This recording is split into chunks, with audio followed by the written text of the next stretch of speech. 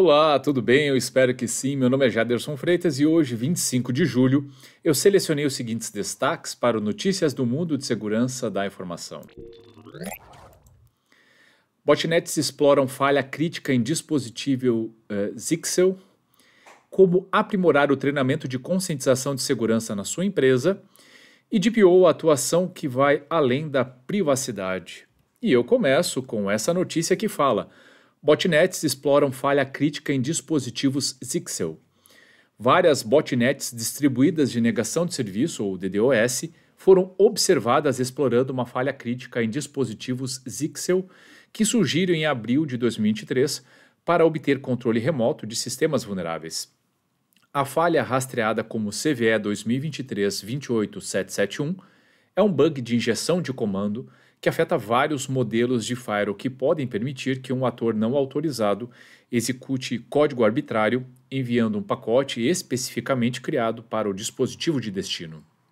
As descobertas mais recentes sugerem que a falha está sendo aproveitada de forma oportunista por vários atores para violar hosts suscetíveis e encurralá-los em uma botnet capaz de lançar ataques de DDoS contra outros alvos.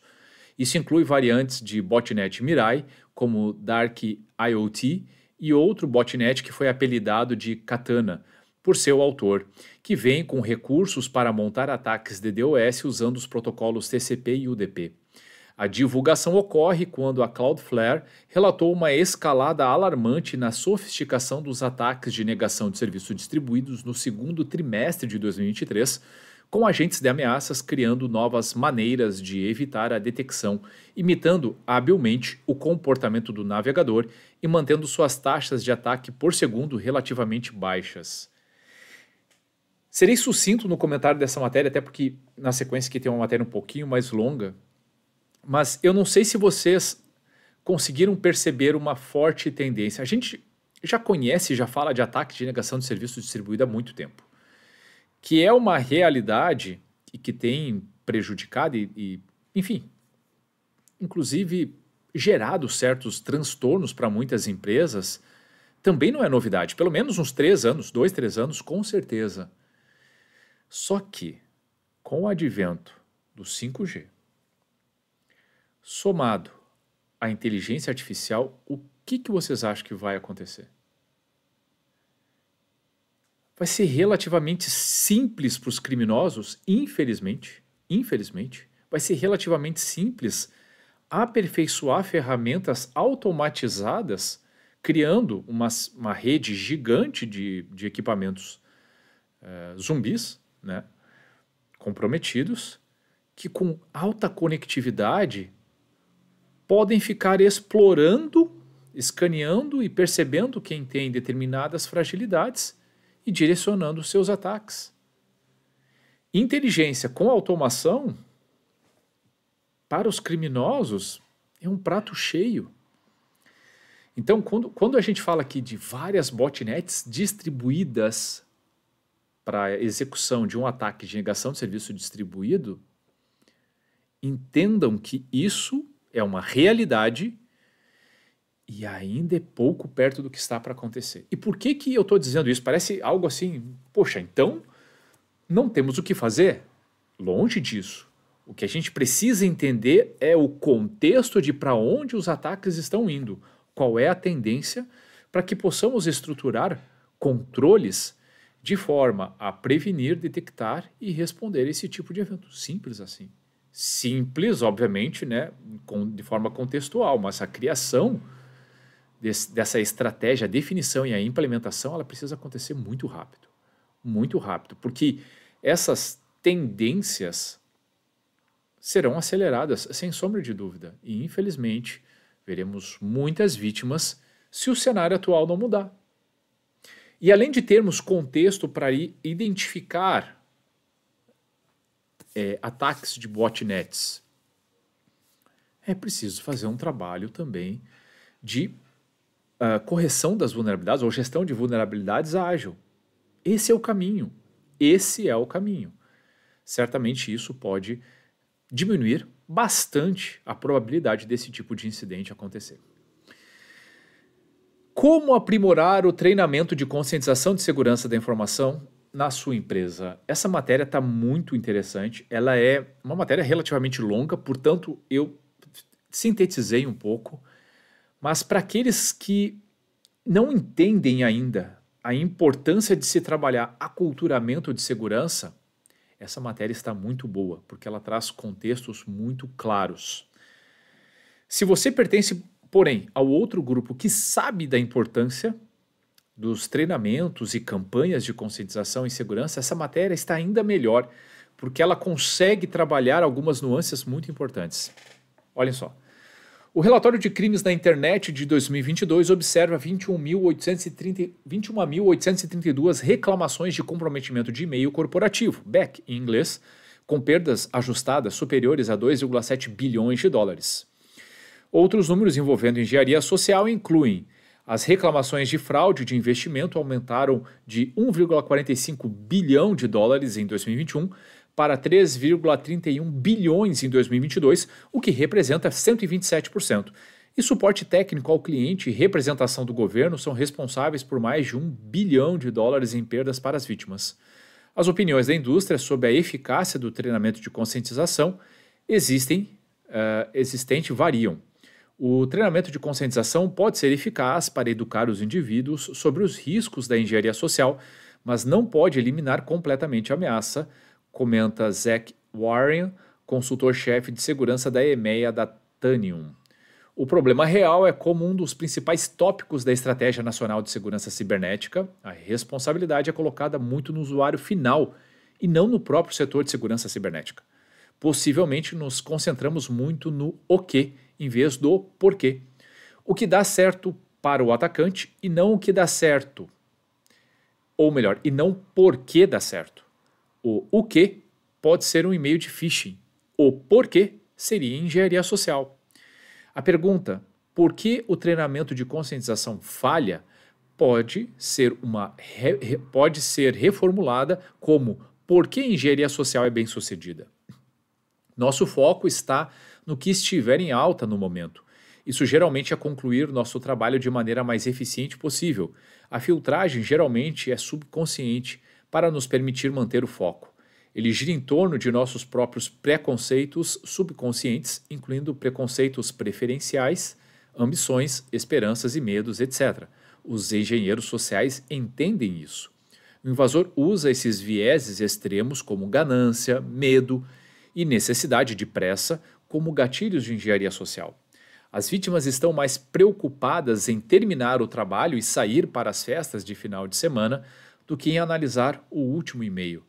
A vítima está em modo de resposta ao invés de analítico. Inconscientemente, não é função do usuário se preocupar com a segurança cibernética. Esse é o trabalho da equipe de segurança cibernética. E essa combinação de sobrecarga de informações, viés pessoal e a diminuição subconsciente da segurança cibernética, como não é problema meu, que permite ao engenheiro social usar o tempo e os gatilhos para violar as defesas humanas. Existem basicamente dois tipos de engenharia social: pulverizar e rezar, que é puramente um jogo de números, e mirar com lança, que é uma habilidade. O treinamento de conscientização geralmente é considerado bem-sucedido se puder reduzir a suscetibilidade do usuário de 30% para 5%. Mas mesmo com esse sucesso, se um invasor spray e pray enviar 1.000 ataques por e-mail, 50 serão bem-sucedidos. Se a abordagem atual de combate à engenharia social não está funcionando, enquanto a ameaça aumenta, precisamos tentar algo diferente. A definição de insanidade de Einstein é fazer a mesma coisa repetidamente e esperar resultados diferentes. O principal problema é que estamos treinando pessoas para reconhecer ataques como phishing, sem lidar com seus preconceitos pessoais, ou seja, seu comportamento pessoal. Os trainees podem ter o conhecimento para reconhecer o phishing, mas seus preconceitos na forma de padrões de comportamento subconsciente ainda os impede de fazer a coisa certa. Complexa, essa matéria, ela obviamente tem muito mais nuances, tá? Que eu tive que sintetizar, a matéria é muito mais longa que isso, ela está muito interessante. A minha sugestão é que você acesse, inclusive, na íntegra, vá ao site seguinfo.com.br, é a última notícia divulgada ontem, no dia 24, Então, está bastante interessante. O grande ponto é que o que eu queria rapidamente enfatizar dessa matéria? O trabalho de aculturamento ou programa de conscientização e segurança da informação, ele é um programa ou uma atividade sem fim. Ele não tem fim. Por quê? Porque as táticas de ataque, elas mudam. Por mais que utilizem velhos recursos, elas mudam. Não adianta mais. Eu vou citar só alguns contextos e eu tenho certeza que a maioria vai concordar comigo. Não adianta mais você chegar para as pessoas no treinamento de phishing e dizer cuide com os erros de grafia de português. Hoje a inteligência artificial cria mensagens perfeitas, exatamente uma cópia do que as marcas utilizam. Não tem mais erro de português. O padrão de formatação é o mesmo. Há uma série de ferramentas e há um aprimoramento das peças utilizadas por phishing, tanto para mensagem, e-mail, site, o que for. Elas foram aprimoradas. O discurso ele é muito convincente. Mas esse é um aprimoramento. Eu tenho certeza que se você voltar 2, 3 anos atrás e pegar os treinamentos de phishing, uma das recomendações era justamente essa questão gramatical. Se vocês pegarem esse mesmo período, vocês vão ver que site seguro era o site que tinha o cadeado, porque utilizava HTTPS. Meu Deus, o crime já utiliza HTTPS há alguns anos. Percebem? A verdade de ontem não é a verdade de amanhã. E essa questão de treinamento e aculturamento, ela precisa estar antenada com essas mudanças. Dito isso, significa também, e aí sim, esse ponto ele é fantástico. Não vou nem me deter a questão da porcentagem, que está correto.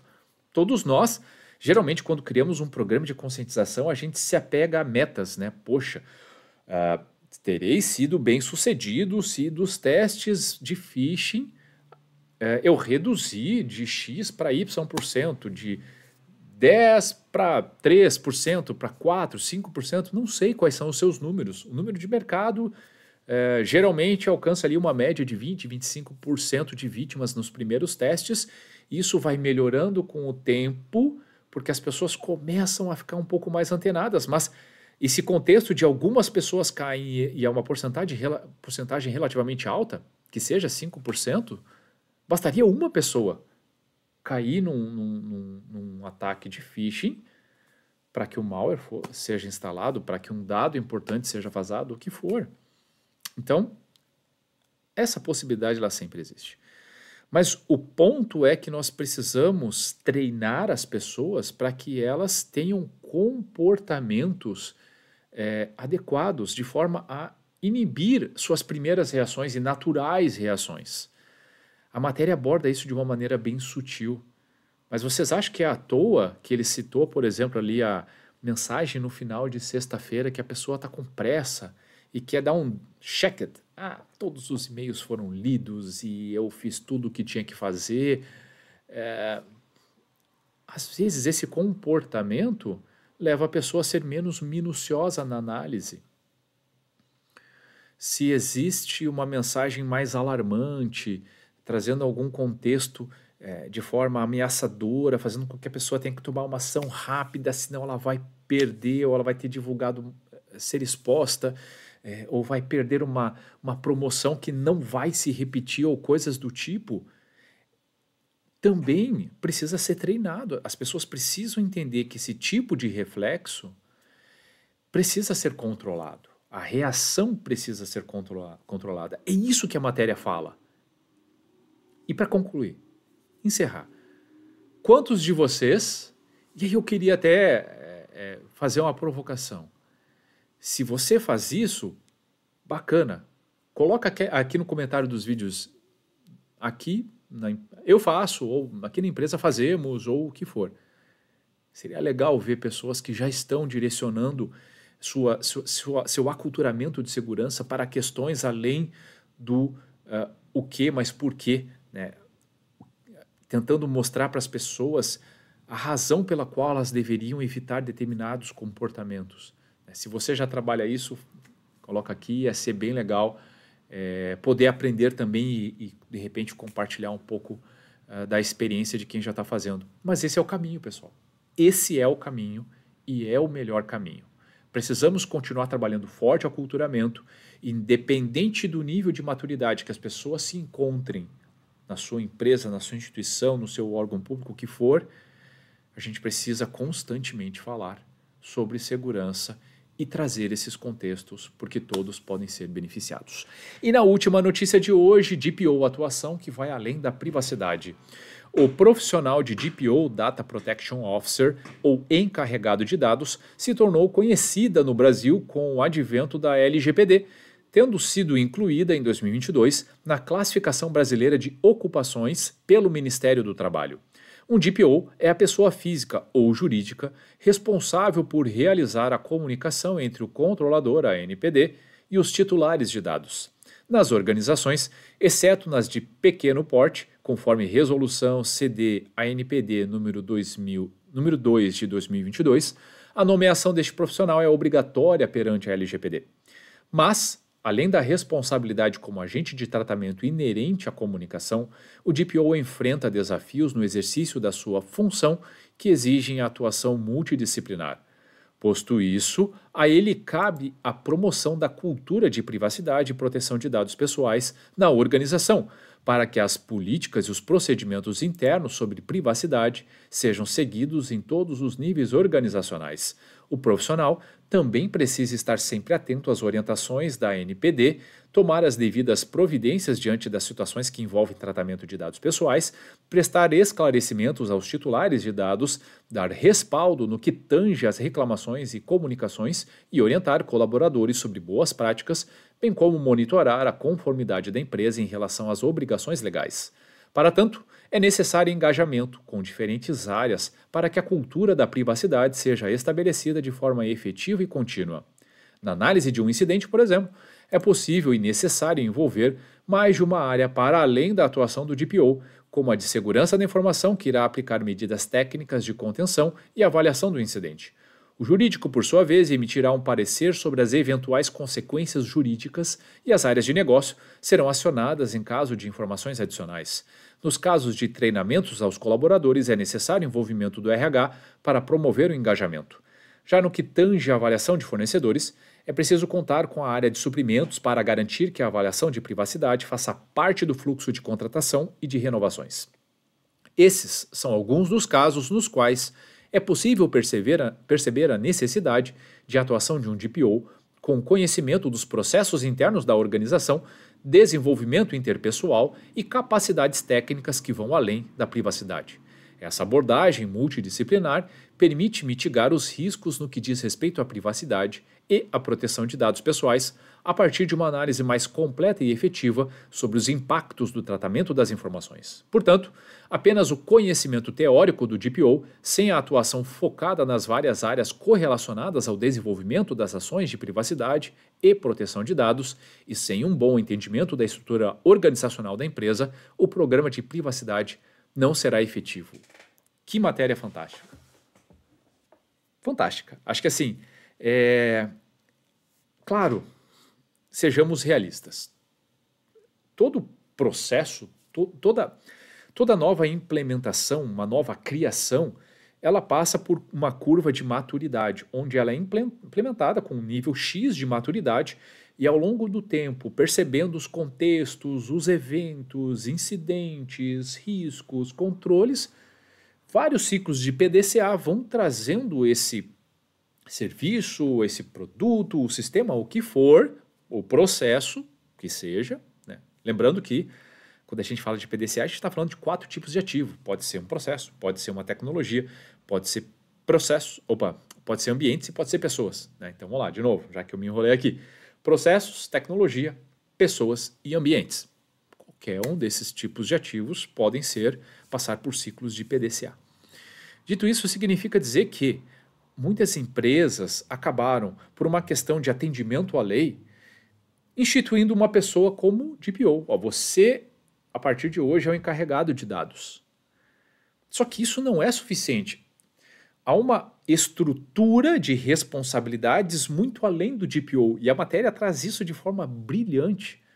o envolvimento da área de segurança da informação, do jurídico, do RH, das áreas de negócio, da área de suprimentos. Se houver, obviamente, tem empresas que têm estruturas um pouco diferentes dessas citadas, mas no fundo, quem tem aquela responsabilidade citada precisa ser envolvida no processo. Todas elas são igualmente responsáveis. O DPO nada mais é aqui do que o regente disso tudo, para garantir o adequado mapeamento, para garantir o adequado tratamento, para trabalhar as questões de treinamento, conscientização, a comunicação com a NPD, o entendimento de todas as demandas geradas pelos titulares dos dados, etc. Ele é o regente disso tudo, mas sem uma estrutura que suporte, ele é um exército de um homem só, ou de uma mulher só, uma pessoa só, na verdade. E não vai fazer grandes mudanças, essa pessoa não vai conseguir simplesmente criar uma cultura de privacidade, de tratamento adequado desses dados, se não houver adequado apoio, se não houver um conjunto de áreas que trabalhem incessantemente como reais responsáveis por isso. E mais, todas as pessoas que são envolvidas, que estão em algum processo, que manuseia esse tipo de dados, enfim, também precisam ser treinadas, também precisam ser responsabilizadas por isso. Se vocês pegarem os principais incidentes de vazamento de dados desse ano, não só desse ano, dos últimos anos, mas vamos nos concentrar numa amostragem menor, vamos pegar 2023. A grande maioria desses incidentes de vazamento possuem dados pessoais. Então, assim, estamos falhando. Obviamente que é um incidente, algo que foge da normalidade. Mas a pergunta é, será que esses dados estão sendo adequadamente protegidos? Provavelmente não. Provavelmente, em boa parte das empresas, instituições, órgãos públicos, o que for, mais pessoas têm acesso a esse dado do que precisariam. Provavelmente, esses dados não estão completamente mapeados. Provavelmente, alguns lugares, esses dados podem ser acessados e armazenados em equipamentos não corporativos. Provavelmente, em alguns lugares, esses dados são compartilhados com prestadores de serviços, com entidades externas, com parceiros, sem a autorização dos titulares, ou sem uma verificação de como esses dados são protegidos, se tem controles adequados ou não. Essa é a realidade. Só se tem uma adequada governança desses dados, se existe uma seriedade e o envolvimento de todas as pessoas que, de certa forma, manuseiam esses dados. Então, galera, para a gente chegar nesse nível de maturidade, leva tempo. Vou usar uma expressão muito antiga, nossa, realmente antiga, se a ficha não tinha caído até então, espero que com essa matéria tenha. É preciso envolver muitas áreas, é preciso fazer um trabalho conjunto, é preciso conscientizar as pessoas, é preciso trazer esse tema com recorrência, é preciso criar ou fortalecer o canal de denúncia de incidentes ou de tratamento inadequado de dados, é preciso publicar a política, estabelecer um canal com os titulares dos dados. Tudo isso é necessário. E trabalhar sempre, melhorar sempre.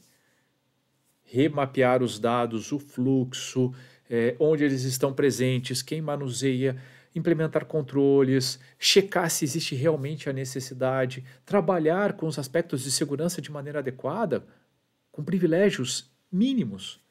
Realmente aquela área, aquela pessoa que precisa acessar, porque poderia ser um dado anonimizado, por exemplo, uma estrutura anonimizada. Poderíamos criptografar a informação e permitir que apenas o sistema descriptografe. Poderíamos, sei lá, trabalhar vários outros controles para a proteção desses dados, restringir o acesso de quem não precisa. É isso. Então, controlando adequadamente isso, a gente tem um bom processo. E aí tem um programa de privacidade que de forma será efetivo.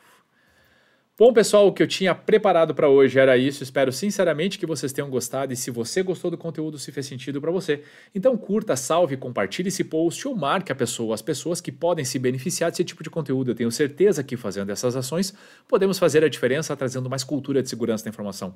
E se você ficou com alguma dúvida, tem alguma crítica ou sugestão, fique muito à vontade para deixar comentários ou mandar mensagem diretamente para mim. Combinado? Ótimo dia a todos e até a próxima.